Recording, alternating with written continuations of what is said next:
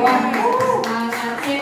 Saya benar-benar berada di kalangan orang-orang yang hebat yang penuh dengan semangat.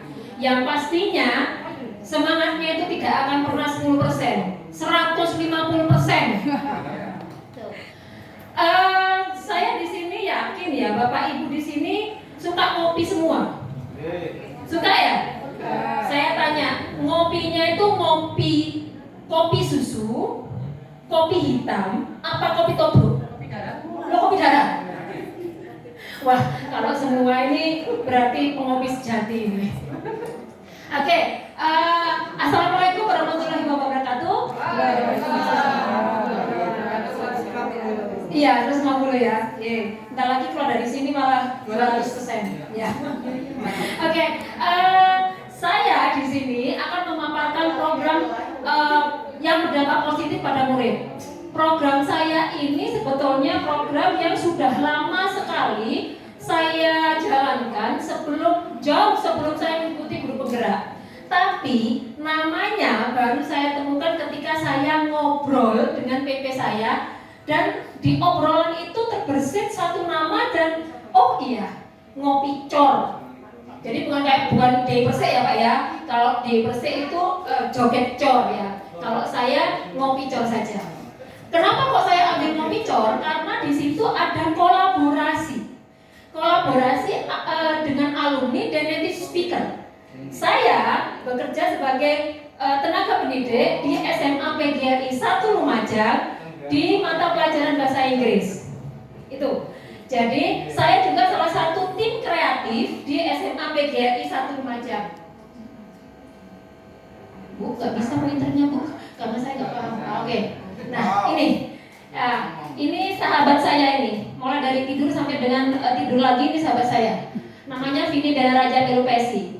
Nama yang sangat asing sekali di orang Jawa karena bapak saya orang Ambon. Titik sampai situ aja. Oke.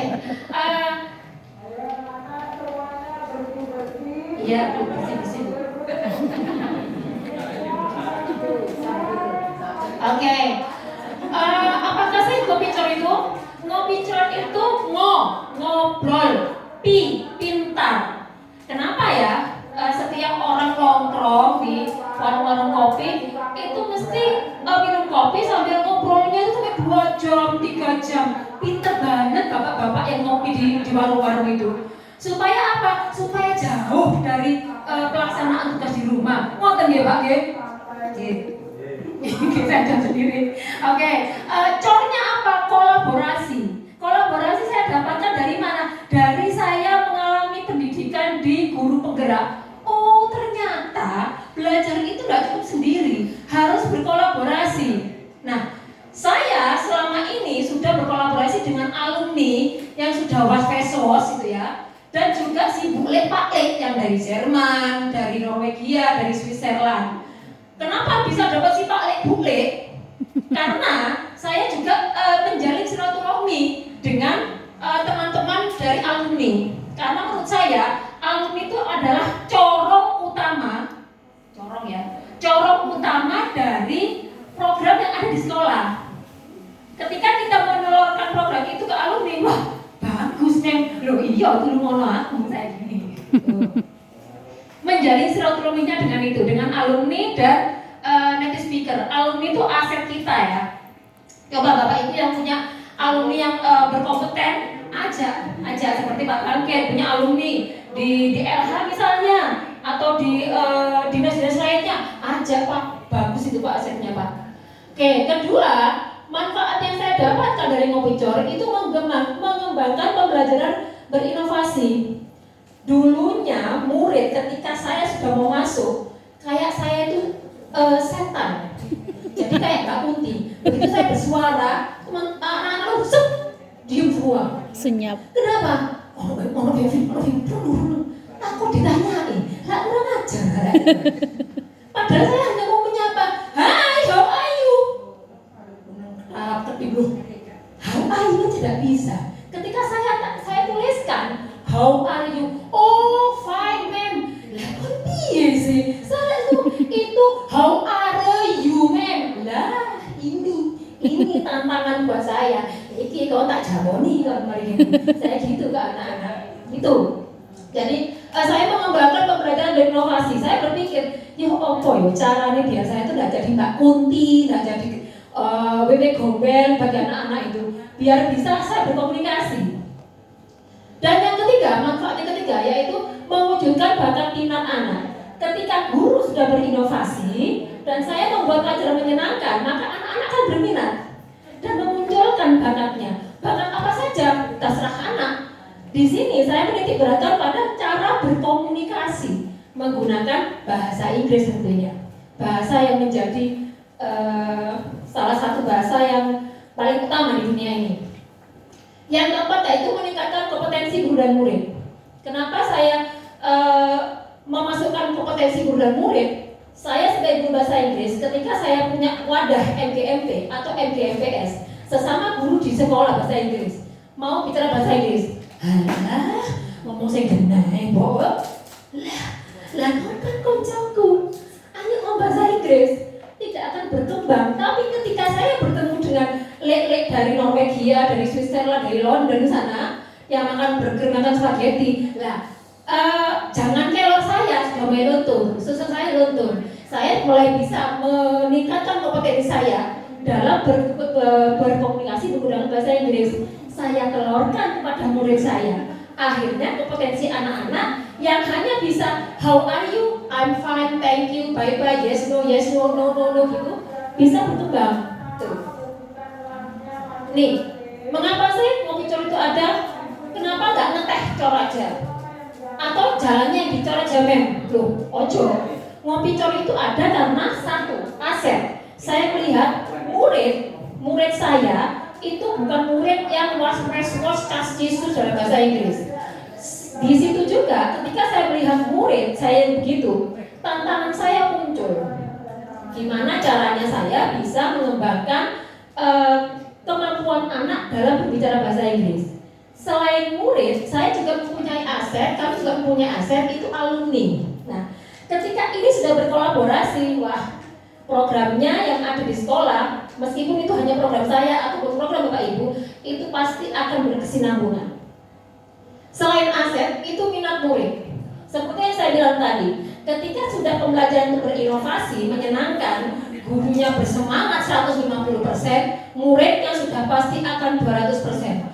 Gimana enggak 200%? Gimana enggak minat ke pelajaran? Gimana enggak minat ke program saya? Ketika saya masuk dalam kelas, ada murid yang tidur. Hai, ayo oke, mem, oke, langsung melek. Tuh, jadi saya membangunkan minat anak dalam belajar itu dengan suara halilintar seperti Bu Iya tadi ya.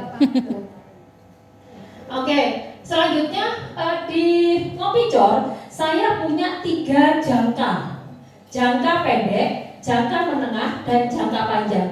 Tidak harus atau tidak selalu anak itu begitu masuk dalam SMA, saya mengajari SMA, langsung nggak bisa, karena mereka masih makan sego karak, tempe menyet, kemudian ayam geprek, sego kucing, belum, karena mereka belum makan spaghetti tiap harinya. Maka ada jangka pendeknya, morning message. Kok morning message, men? Ya, ketika saya ditugaskan di depan gerbang untuk salaman sama anak-anak dengan 5S, salam, sapa, senyum, sopan dan santun. Lah saya menyapa, anak-anak sudah keder kalau saya udah piket itu. Aduh, ngomong bahasa Inggris, terpaksa. Nantinya akan biasa. Ketika saya semua salaman, smile. Dengan saya interaksi dengan anak-anak, satu kata saja mereka langsung smile. Loh, ngerti tiba ini smile itu tersenyum. Lah itu dimasukkan setiap hari. Ada satu lagi, hai mem. Nah, sudah bisa membalas. Itu morning message. Tidak hanya directly message, pesan langsung pada saya, tapi juga bisa lewat WA. Ketika saya membuatkan status, mereka langsung menyapa saya. Oh, cerdas wisuda adik saya ini. Ada lagi melalui game, berkaitan dengan pembelajaran berinovasi tadi. Tidak selalu kita memberikan materi itu melalui teori, tetapi saya menggunakannya terbalik.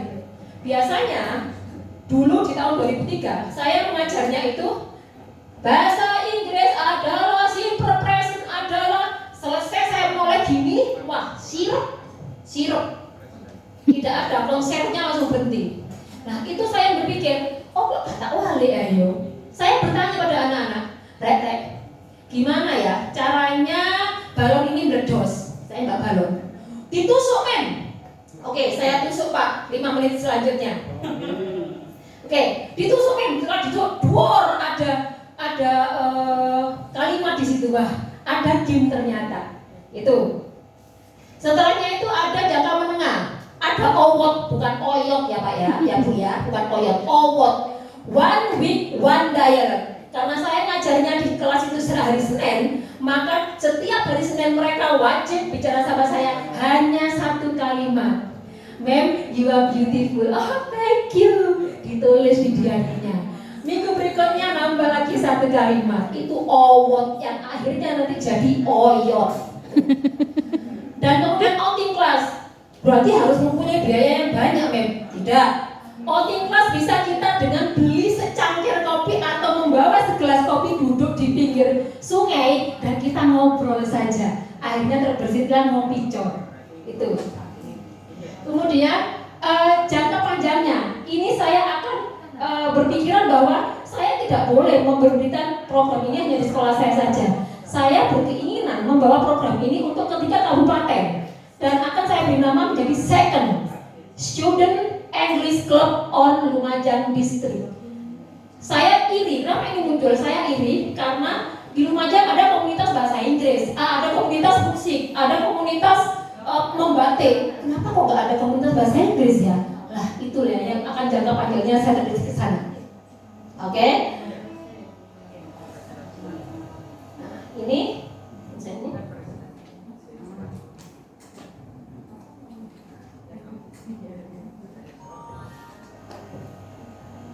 sama Mbak Bulenya ini.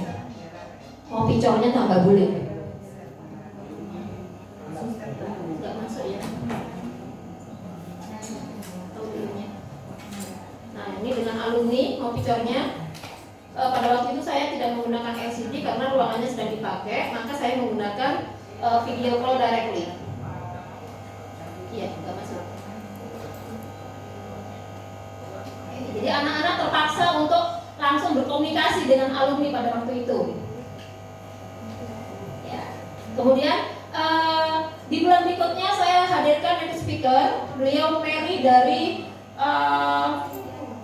Sungai Watch Free Water. Jadi Mary ini adalah pekerja lepas yang menggagas tentang Sungai Watch, tentang kebersihan dan no waste plastik. Dia tidak suka sama sekali dengan plastik. Di situ anak-anak baru, oh ternyata Mbak Bule ini gelemisan loh datang ke Indonesia, mau juga loh datang ke Indonesia. Kepo, dari keponya itu anak-anak timbul menyapa, timbul nggak bisa ngomong kudu, so kita aku tak tepok selan ini saya diberikan. Tuh, jadi di situ ada pertanyaan dan timbal baliknya.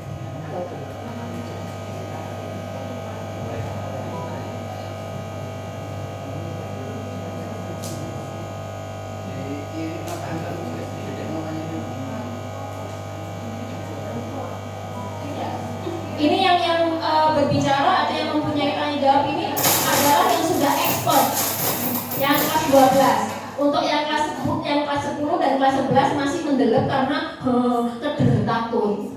Tuh. Tapi sebenarnya bisa diberikan. Iya, nggak apa-apa Bu. Ini kan ada tayangannya ya, biar saya bicara saja. Oke. Nah, ini. Jadi memberikan motivasi kepada murid-murid juga. Ini namanya karena memberikan motivasi. Nah, itu di situ ada ngobrol pintangnya.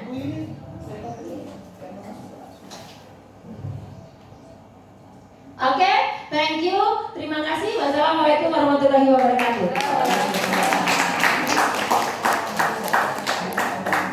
Langsung tanya jawab. Oh, kira habis Pak. Oke, ya. Oke, Ibu. Silakan. Oke Ibu, bagus sekali program yang sudah disusun dan dikerjakan. Memang kalau mau belajar bahasa Inggris harus belajar dari Dasar. yang asli ya, dari native speaker. Nah, yang saya tanyakan di sini kolaborasinya atau MOU-nya itu dalam bentuk apa? Supaya bisa di ATM orang yang lain. Karena yang saya lihat di sini tadi hanya mendatangkan, kemudian progresnya bagaimana itu belum terlihat. Monggo. Ya, oke. Terima kasih Bu. Oke, terima kasih. Pemahaman saya kolaborasi itu bukan hanya tertuang dalam hitam di atas putih berbentuk MOU dan harus A, B, C, D, E. Tidak. Karena saya berpikiran, mungkin saya berpikiran kebalik Bu. Kepala saya di bawah Bu. Ini. Karena kepala saya di bawah Bu, jadinya agak kopior. Jadinya out of the box saya itu mesti keluar dulu Bu. Saya mesti menentang hal-hal yang formalitas dulu. Kenapa? Karena jika hal yang formalitas ini saya dulukan, maka nanti saya sendiri sebagai manusia ada banyak minusnya, banyak minusnya. Jangan-jangan saya sendiri nanti yang belewat gitu. Saya sendiri nanti yang tidak terus-terusan silaturahmi dengan alumni dan native. Jadi maka saya tidak menggunakan MOU hitam di atas putih, tetapi saya menjalin silaturahmi yang berkelanjutan terus. Dari nantinya itu maka akan ada satu aktivitas yang akan di MOU-kan gitu. Jadi bentuk MOU-nya itu nanti Bu, saya balik dulu. Jadi dari kebiasaan saya menggunakan mendatangkan native speaker mulai tahun 2019 itu sampai sekarang itu memang membutuhkan waktu yang tidak pendek, tapi harus secara berkontinu dan saya belum klik untuk mendapatkan partner-partner yang out of the box juga gitu loh Bu. Gitu. Ya, artinya di sini ada komunitas atau bagaimana sehingga bisa menjalin dengan siap. Komunitas yang ada di PGRI itu masih sebatas siswa-siswa yang berkompeten dan minat dengan apa yang saya lakukan. Itu. Jadi saya masih membesarkan komunitas saya di dalam sekolah. Itu nanti jangka panjangnya yang saya masih memikirkan masih perlu dari kanan kiri harus hantaman dari kanan kiri itu harus ada. Itu jangka panjangnya nanti saya baru ke kabupaten gitu. Tapi di dalam saya kalau orang Jawa ya sekeni ya. Saya kuatkan dulu di dalam agar nanti ndak misi-misi gitu loh saya ke kabupaten. Karena saya merasa saya itu ada di sekolah swasta gitu. Yang mindset saya, aduh aku lo anak tiri di PGR di Kabupaten Lumajang ini. Kepala sekolah saya berbicara, itu tantangannya Bu. Jenengan jangan lemah, harus bisa tunjukkan, gitu. Nanti Bu. Oke, itu masih di tahap sekolah ya Ibu ya? Iya. Kalau misalnya ingin mengembangkan kepercayaan diri anak-anak di luar, Oke. mereka berbicara di luar. Iya. Nah, biasanya Ibu kerjasama dengan apa? Misalnya mengajak anak-anak kemana untuk berbicara langsung? Ya, saya membiasakan dan itu membuat anak-anak takut Bu ya. Saya membiasakan misalnya gini. Jadi ini kan program dalam intra Bu ya, dalam materi saya. Ketika materi saya itu misalnya greeting, sapaan. Nah, saya bawa anak-anak itu ke pasar Bu. Saya bawa ke pasar Bu. Aduh Mem, mau ngapain Mem? Mau beli lombok? Ya ora. Lah kamu materinya apa? Greeting, menyapa. Tukang lombok Mem bisa apa Mem? How are you? Lah gitu Mem. Lah disalat lombok saya. Ya gitu. Ya enggak. Ya sopo gitu. Kamu bisa enggak menyapa temanmu yang jalan dari sana? Di depan orang-orang nih. Lah katanya maksudnya di depan wewe gombel saya gitu kan. Nah itu. Jadi saya selama ini cara mengajar saya itu banyak ditentang oleh teman saya sendiri. Karena saya bukan teori dulu, tapi praktek dulu. Yang saya pahami Bu, ketika saya masih kecil dan saya mengamatinya, anak bayi itu procok, belajarnya enggak nulis Bu, tapi belajar ngomong dari ibunya. Maem ya, Nah, berarti dari situ saya melihatnya. Oh, ternyata belajar bahasa itu kudu mengo, bukan kudu tulisan gitu. Saya mau kayak gitu. Betul. Saya sampai saat ini belum pernah lihat bayi ngomong project dengan tulisan, belum pernah. Mbak Ira. Itu yang terbesit dari saya. Makanya saya paksa anak-anak untuk berbicara. Alhamdulillah saya lahir. Saya paksa anak-anak untuk berbicara. Even though meskipun anak-anak nggak ngerti. Jadi pronunciation saya, cara pelafalan saya itu masih cara pelafalan bahasa Indonesia. Are you okay? Oke, ma'am. Jadi ada anak-anak yang masih mengenal 1-2 kata saja. Saya kok langsung hantam promo gitu. Itu. Oke, baik Ibu. Apa yang Ibu lakukan? Ya, silakan. Apa yang Ibu lakukan dari intrakurikuler kemudian ekstrakurikuler itu sudah bagus. Tetapi karena kita memang masih di ranah pendidikan, jadi memang wajib legalitas itu harus ada. Siap. Oke. Terima Siap, Bu. kasih. Itu masukannya sangat berat bagi saya.